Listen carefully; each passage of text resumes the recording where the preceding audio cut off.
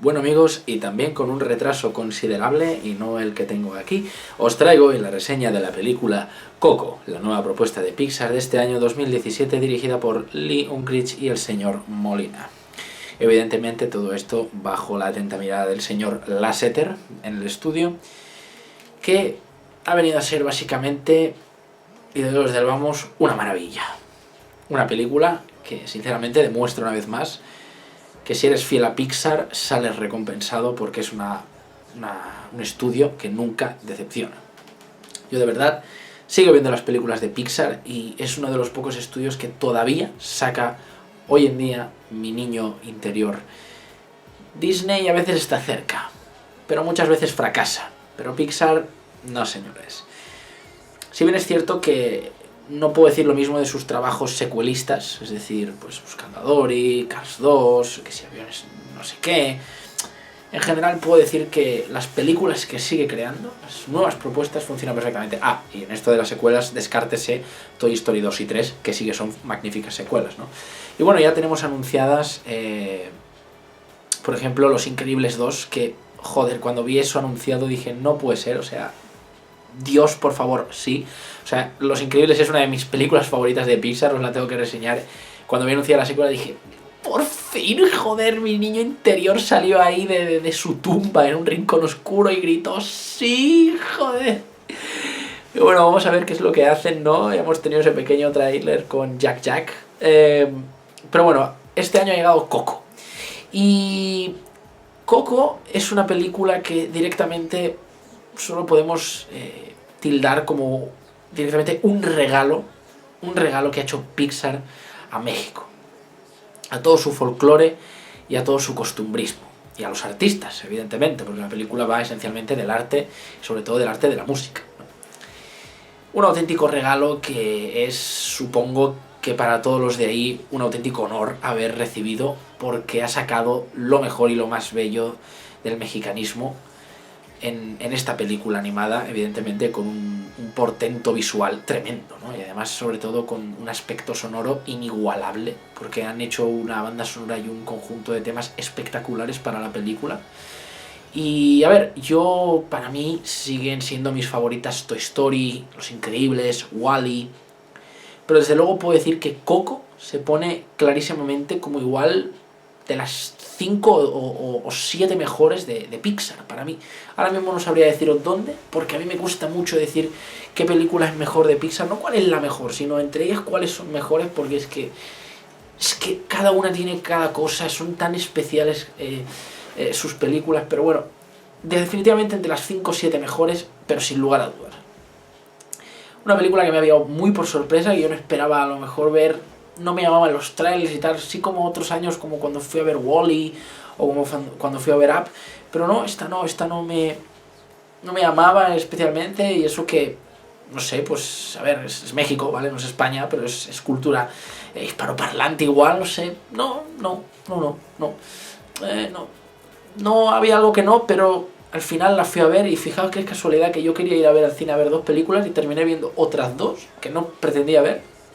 Una de ellas Coco, y por lo menos con esta salí encantadísimo. La puta sala estaba llena a reventar, o sea, tan llena que os digo que literalmente creo que vi la película desde la fila 3 o la fila 4, pegada a la pantalla así. Aún así la pude disfrutar, la verdad, y visualmente es impresionante.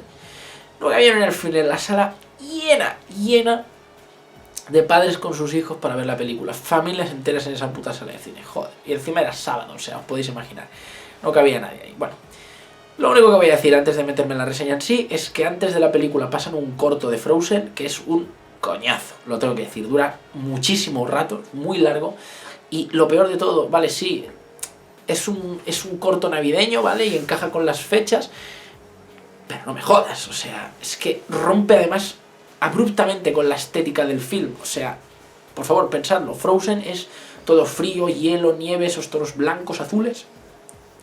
Y luego Coco es México. Alguien que pueda relacionar la palabra México con frío está demente, ¿vale? O sea, no, es que el tono es completamente opuesto. La película en el Coco todo es cálido, el sol, el calor, ¿vale? O sea, no. Pero bueno, al margen del corto, ¿vale? Sobre todo si no os gusta Frozen, como es mi caso, que es una película normalita, pues puede molestar. Una vez ya entrados en la película, es pegar los ojos a la pantalla desde que empieza hasta que termina. La película, la verdad, dura su buen rato, pero se hace increíblemente entretenida y nuevamente Pixar hace películas para todos los públicos, pero que funcionan tanto para los pequeños como para los mayores. Eso es sí o sí algo indiscutible, ¿no? Además, una cosa maravillosa que hemos tenido el privilegio de ver, bueno, la gran mayoría de cosas que estoy comentando aquí ya lo comenté en el debate que hice con John Doe y Feroide, hace unas semanas, o sea, ahí tuvisteis como la exclusiva. Muchas de las cosas aquí como que las voy a repetir, pero bueno, como que conste para el review. El doblaje de la película se ha mantenido el original, bueno, el propio de México, ¿no? Claro, el original teóricamente es el inglés, ¿no? Porque la película es americana, de Estados Unidos, quiero decir. Pero aquí en España no se ha doblado la película con dobladores españoles, se ha mantenido el doblaje de México, de Latinoamérica. Pero la verdad es un doblaje tremendo, y no lo digo solo por las canciones. Bien, es cierto que a veces pasa que hay dobladores que doblan el personaje en películas animadas y luego cuando el personaje canta lo hace otro. Aquí no es el caso, si no me equivoco, y tenemos una ristra de voces tremendas. Pero además, no solo porque los dobladores sean buenos, sino porque hace bien a la película mantener el acento propio de México. O sea, yo es que creo que la película no tendría que verse ni siquiera la versión original, que es en inglés, debería verse en el doblaje que es hecho en México, porque la película está ambientada en México, está hecho para México, para los mexicanos, y son mexicanos los que aparecen. Entonces, hace mucho a la ambientación oír a los personajes pues con el acento mexicano. Un acento mexicano neutro, ¿vale? No podrías decir en plan de son de aquí o son de allá, pero, bueno, al menos bajo mi parecer, no creo que tuvieran rasgos muy distintivos. Tampoco utilizaron muchos excesivas palabras, no formalismos propios de ahí, la verdad. Fue bastante neutral en mi opinión, pero bueno, se nota que son dobladores mexicanos, ¿no? Entonces, personajes mexicanos, y encaja perfectamente, y eso ha sido un regalo hoy en día en la que hoy todo se dobla, ¿no?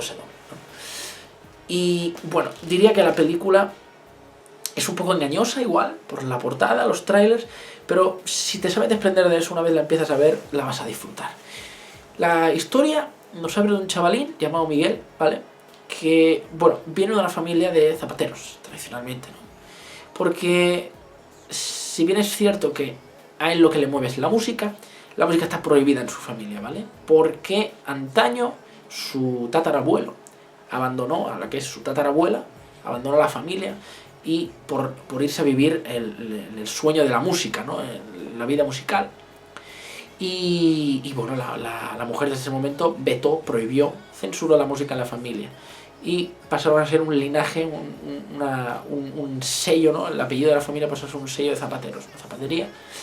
Y el chaval, el que es el tataranieto, ¿no? El protagonista Miguel, pues él siente la música dentro de él, tiene que sacarlo y no está conforme con ello, ¿no? El caso es que el chaval un día descubre que una personalidad muy importante de México, un enorme cantante y actor, que era Ernesto de la Cruz, pues es el que es su tatarabuelo, ¿no? Él deduce, y entonces, justamente en el Día de Muertos, ¿no?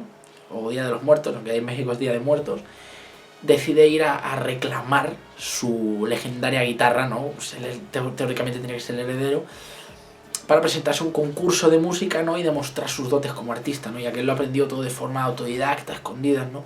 Claro, esto no casa en su familia, lo tiene que hacer completamente a escondidas, pero al parecer cuando toca la guitarra crea una especie, bueno, rompe una especie de sello o maldición, y entonces de repente él pasa a ver a los muertos, ¿vale? Los muertos aquí representados como los esqueletos, con ese pintaje típico del Día de Muertos, ¿no? Los hoyuelos en los ojos, etcétera.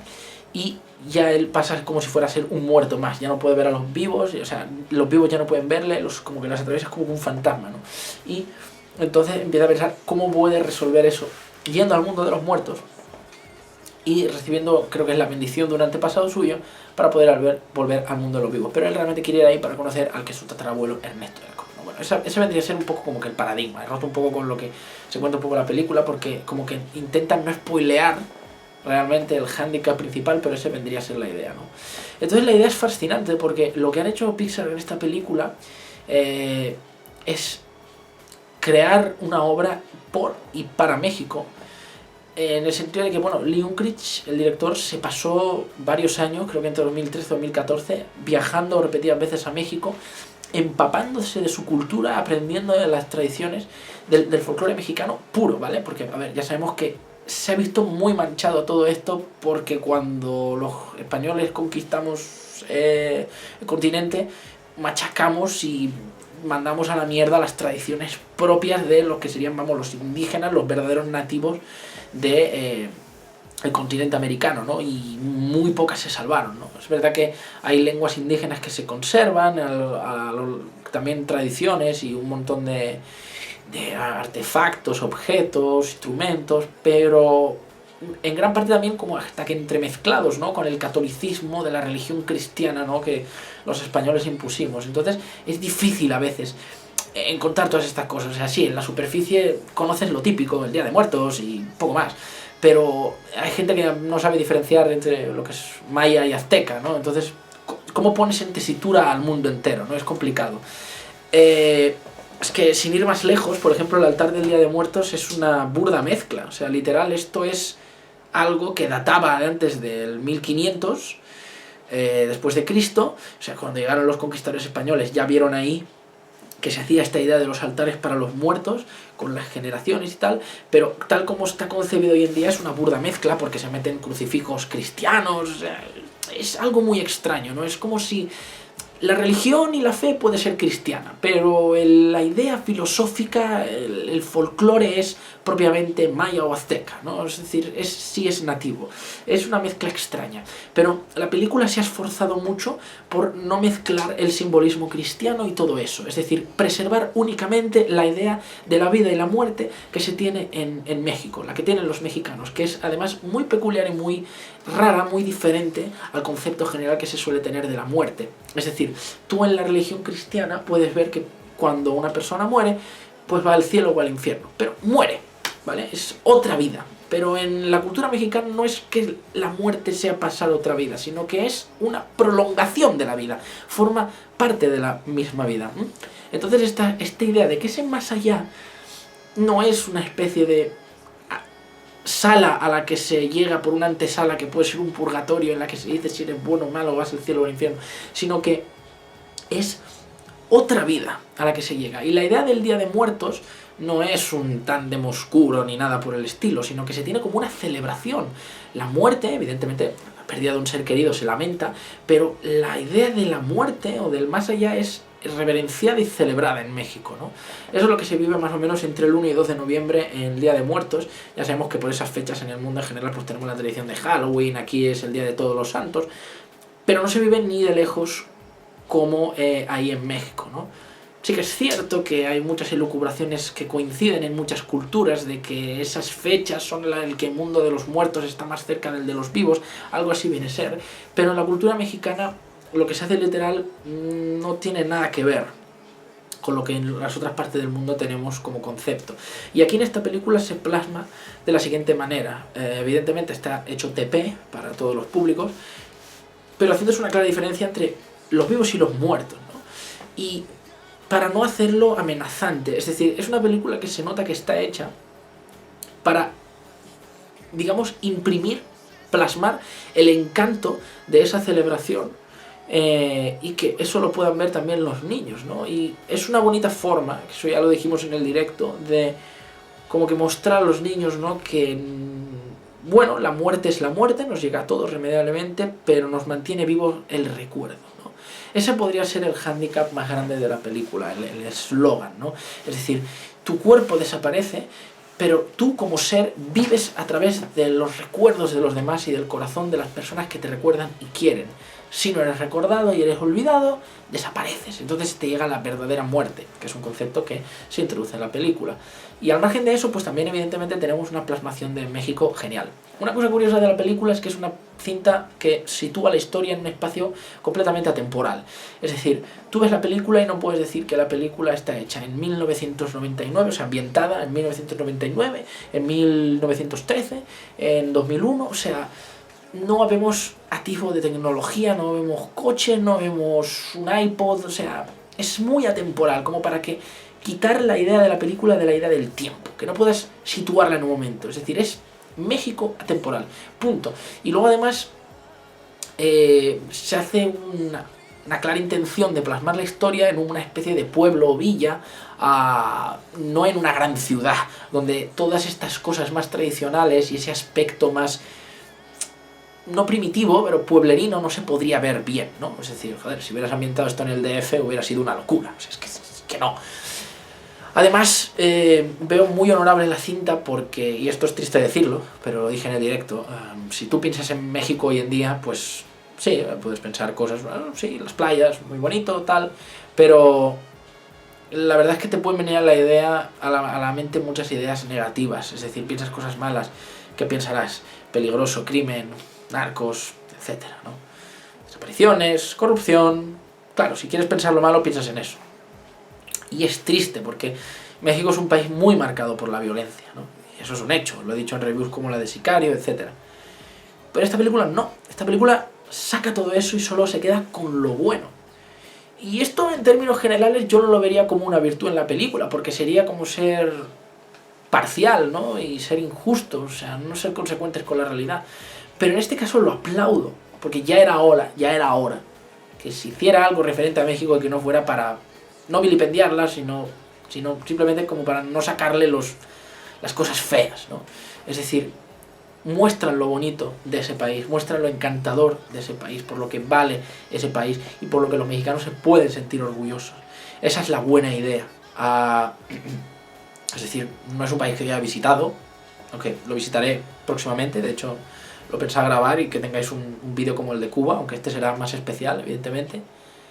Pero estoy bastante impregnado, aunque yo soy español, evidentemente, de la cultura mexicana. En general de cosas de Latinoamérica, porque pues el estar en internet y tener un canal y que te siga gente de ahí, pues es lo que tiene, ¿no? Pero, bueno, mi pareja de México, entonces, pues uno evidentemente sabe cosas, o sea, eso es indiscutible. Las culturas se mezclan, ¿no? La idea es que la película es a la vez justa con la realidad y lo suficientemente hábil como para dar los ingredientes en la justa medida, como para que la obra sea también encantadora. Solo hay que ver el despliegue técnico que tiene la película para darse uno cuenta de eso. La iluminación, los colores, es como si toda la película fuera una jodida pintura. Es que es un gozo ver la cinta, o sea, a nivel visual, a nivel de efectos, la película es una puta maravilla. O sea, solo por eso vale la pena verla. Fijaos, por ejemplo, en algunos planos de detalle, o fijaos simplemente en las decoraciones de los alebrijes, ¿no? Esos seres del más allá que aquí son como una especie de tótem o guía o protector del espíritu del fallecido, ¿no? Es un concepto un poco más indio, o sea, del indio de Norteamérica, pero bueno, se entiende, ¿no? Por eso ningún alebrije es igual a otro, o sea, cada uno tiene el aspecto que, digamos, el digamos, poseedor o huésped de este imagina, ¿no? El más característico de la película que aparece es el de esta especie de tigre alado, ¿no? Es una especie de Pegaso tigre o algo por el estilo. Y luego vemos algunos otros por ahí con forma de serpientes, lagartijas, etc. Además, una cosa muy curiosa es la imagen del perrete que aparece en la película, que curiosamente se llama Dante, ¿no? Ya sabemos por la maravillosa obra del infierno de Dante, que acompaña al protagonista Miguel, que es un choroscuincle, y esta raza de perrete calvo es una especie que data de... Es una conservación genética de hace más de 3.000 años, es una especie de perro, de can, que tiene unos 3.000 años y que ya había acompañado al hombre nativo de allí, a los mayas y aztecas, especialmente a los segundos, ¿no? Por eso también se le conoce como perro azteca o perro calvo mexicano, incluso lo habéis visto acreditado. Y bueno, la concepción básica es que, si no lo digo bien, mi novia se enfada, ¿vale? La concepción básica es que estos perros esta raza más bien fue creada a partir de una fuente de la vida, de la misma de la que se creó el hombre. Entonces es como un regalo que le hicieron los dioses al hombre, y siempre ha tenido el background, este ser, de que acompañaba a los espíritus de la vida a la muerte, ¿no? De hecho, se los sacrificaba y enterraba con los muertos, estos perretes. También se los comía, si no me equivoco. De hecho, el propio Hernán Cortés tuvo escrito sobre ello.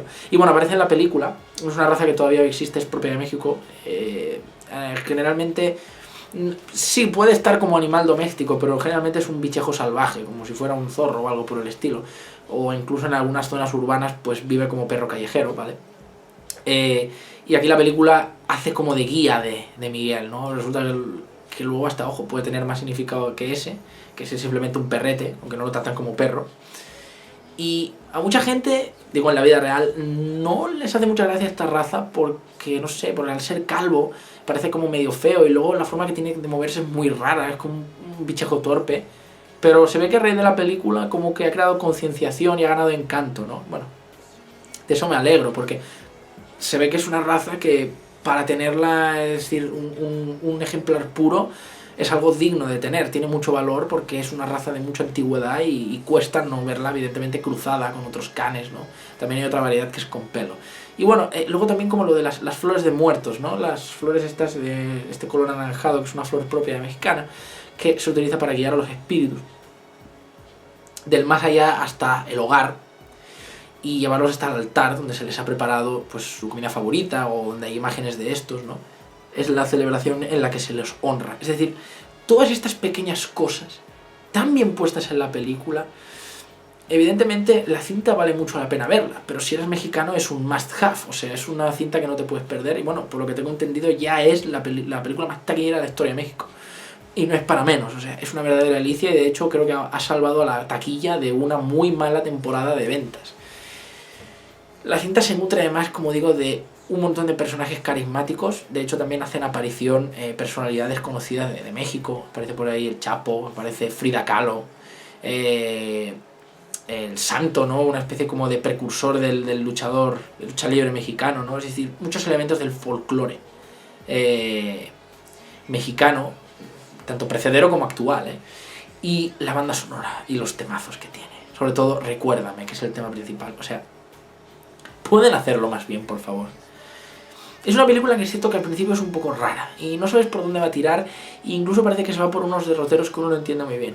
Pero una vez te metes en la historia es jodidamente apasionante. No solo por la recreación de México que han hecho, sino por el más allá, ese mundo de más allá que hay, que es sencillamente impresionante. Y es una película que, os lo juro, es genial de ver, además es divertida de ver tanto para grandes como para pequeños, pero sobre todo el final, ese final, por favor, que hace llorar a cualquiera y que vamos, a mí en la sala, lo reconozco, me emocionó.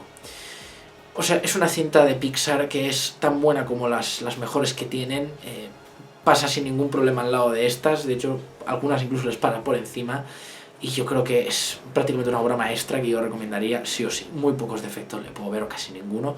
La verdad, una cinta recomendadísima y que todo amante de cine y de Pixar tiene que ver sí o sí. Incluso para un casual es una película que vale la pena ver, ni que sea una vez en la vida este pedazo de regalo que ha hecho Pixar a México. Bueno, ya no hay spoiler, comentar un par de cosillas. Muy interesante la idea de Ernesto de la Cruz como villano, es decir, toda la película te están engañando con la idea de que el tatarabuelo es Ernesto de la Cruz. ¿Quién iba a decir que este no solo iba a ser el tatarabuelo, sino que además iba a ser el villano de la película?